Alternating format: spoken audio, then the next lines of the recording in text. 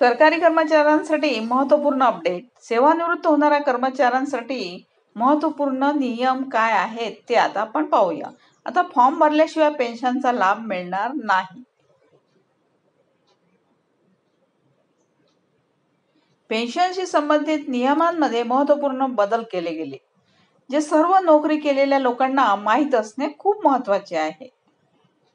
तसेच पेन्शनच्या नवीन नियमाने हे स्पष्ट केले आहे की निवृत्तीनंतर पेन्शन मिळवण्यासाठी एक विशेष फॉर्म भरणे अनिवार्य आहे. हा नियम पेन्शन योजनेचे सदस्य असलेल्या सर्व कर्मचाऱ्यांना लागू आहे.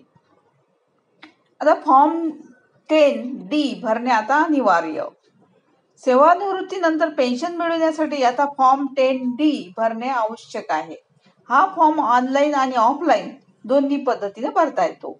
फॉर्म भरताना सर्व माहिती अचूक आणि पूर्ण भरणे आवश्यक आहे. जे सेवानिवृत्त होणार आहेत त्यांना फॉर्म भरण्याचे आवाहन केले गेले आहे.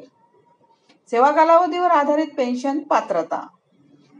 आता 10 वर्षांपेक्षा कमी काळ काम करणारे कर्मचारी मासिक पेन्शनला पात्र नाहीत.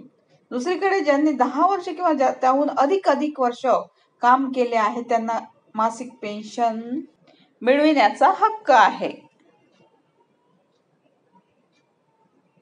अर्जासाठी आवश्यक कागदपत्रे कोणती ते पाहूया. फॉर्म 10D सह काही महत्त्वपूर्ण कागदपत्रे सबमिट करणे आवश्यक आहे. आता सेवा प्रमाणपत्र सर्वात महत्त्वाचे आहे. तर आधार कार्ड आणि त्याची फोटोकॉपी, बँक पासबुकची प्रत, पासपोर्ट आकाराचा फोटो. तसेच EPFO पेन्शनचे नवीन नियम प्रत्येक कर्मचाऱ्यासाठी महत्त्वपूर्ण आहेत.